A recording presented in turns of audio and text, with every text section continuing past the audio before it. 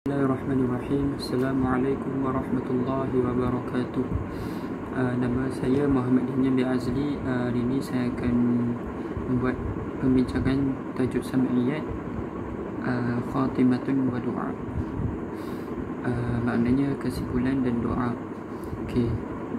Baik, nazam ke 140 bermaksud aku meminta kepada Allah, yang ini berdoa dengan ikhlas daripada sifat riya, kemudian diberikan ataupun dikurniakan keselamatan. Yang ke-141, daripada perbuatan terkutuk, kemudian untuk diriku dan hawa nafsuku. Maka siapa yang bosan dengan perkara ini, maka ia telah digoda oleh syaitan. Okey. Perenggan seterusnya yang digariskan oleh penulis yang berakidah dengan ahli sunnah wal jamaah ialah diakhiri dengan doa padanya bimbingan kepada perkara-perkara penting.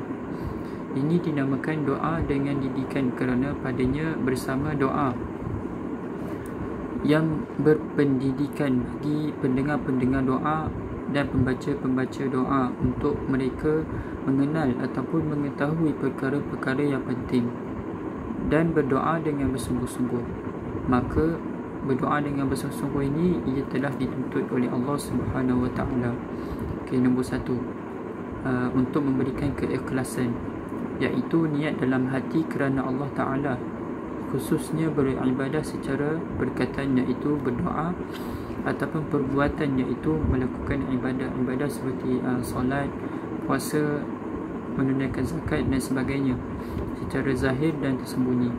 Maka ikhlas wajib dengan syarak, iaitu sebagai semangat untuk melakukan ibadah-ibadah, dan dengannya berlimpahlah pahala-pahala.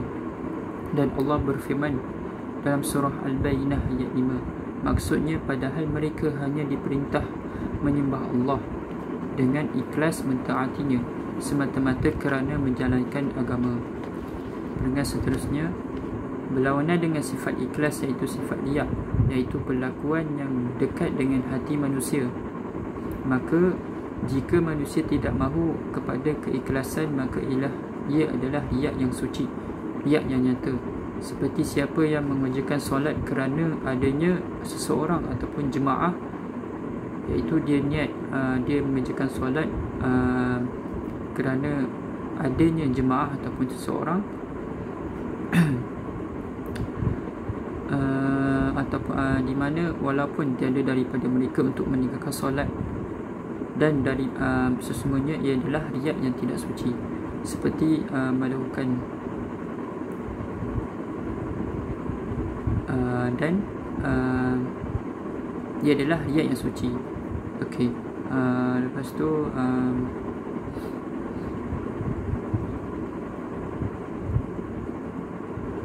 riya yang tidak suci adalah seperti melakukan ibadah kerana Allah dan manusia, dan ia adalah riya yang ringan. Dan riya dengan kedua-dua jenis adalah haram. Dan firman Allah Subhanahu Wa Taala yang bermaksud, maka celakalah orang yang solat, ayat 4. Dan ayat kelima iaitu orang yang lalai terhadap solatnya, ayat ke-6 yang berbuat riya, dan ayat ke-7 dan enggan memberikan bantuan. Okey, perenggan seterusnya, tidak dituntut meninggalkan amalan yang diambil kira dengan manusia. Bahkan maksud untuk melakukan bersama meninggalkan bertimbang rasa manusia, iaitu manusia ini bertimbang rasa dengan amalan.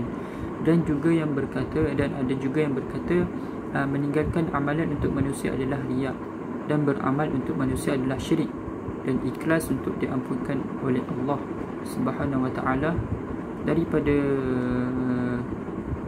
kedua-dua perbuatan iaitu riya dan syirik. Maknanya ikhlas melakukan ibadah supaya diampunkan oleh Allah daripada perbuatan riya dan syirik. Maka orang-orang Islam melakukan perkara-perkara yang baik, tidak peduli akan adanya manusia dan ketiadaannya, maka sesungguhnya ia tidak memudaratkan dan memanfaatkan.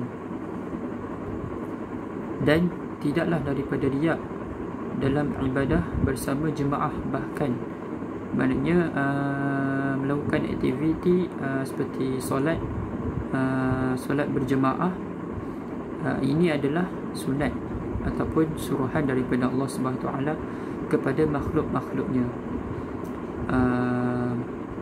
Dan ini juga yang diinginkan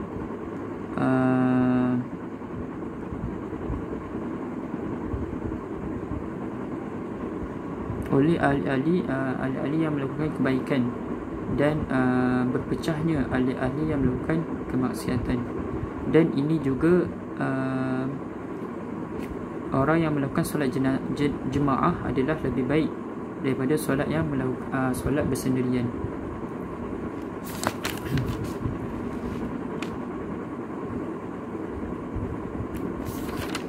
Sesungguhnya riya adalah perkara biasa pada hari ini kerana seseorang itu mengagungkan ibadahnya dan agamanya. Okey, yang kedua, bertanya penulis ini menyarankan kepada kita bertanya kepada Allah SWT dengan memberi keikhlasan daripada gangguan syaitan. Maknanya melakukan ibadah itu dengan ikhlas untuk melindungi daripada gangguan syaitan, iaitu syaitan ni sebagai musuh besar bagi manusia. Firman Allah Subhanahu Wa Taala dalam surah Fatir ayat 6. Maksudnya, sesungguhnya syaitan itu musuh bagimu, maka perlakukanlah ia sebagai musuh.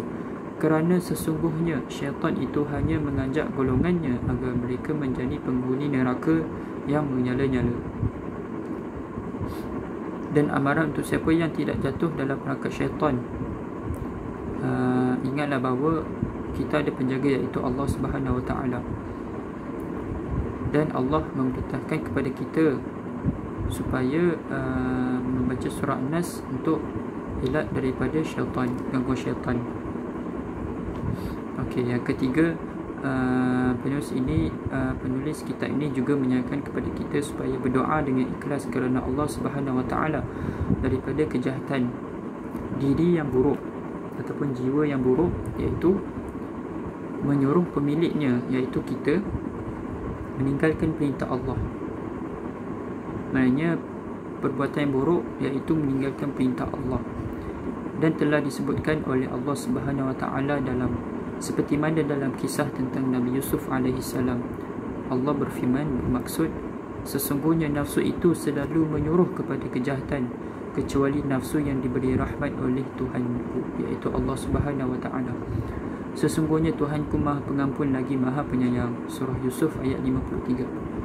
Adapun nafsu ataupun jiwa yang tenang, iaitu redha dengan syariat-syariat Allah dan perintahnya, maknanya redha ataupun kita melakukan, mengikut perintah-perintah Allah ataupun syariat-syariat Allah.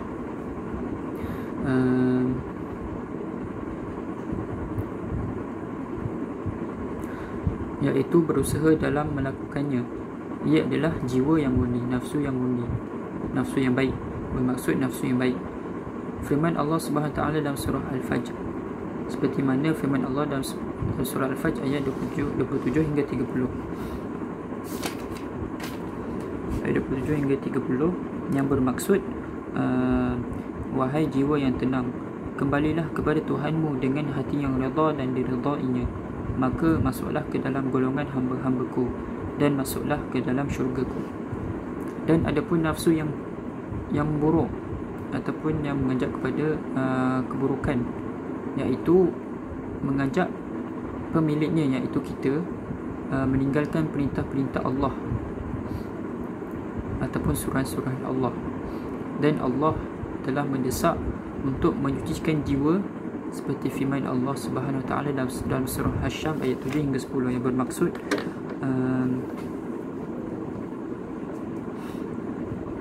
demi jiwa serta penyempurnaan ciptaannya, maka dia mengilhamkan kepadanya jalan kejahatan dan ketakwaannya. Sesungguhnya beruntung orang yang menyucikan jiwanya, dan sesungguhnya rugilah orang yang memotorinya. Okay. Dan makna dasar iaitu mengotorinya, iaitu bermaksud membawa dirinya kepada kemaksiatan, dan Allah menyembunyikan cahayanya dengan dosanya. Maknanya Allah menyembunyikan cahaya-cahaya Allah dengan dosa-dosa yang dilakukan oleh manusia tersebut. Sekian daripada saya, terima kasih.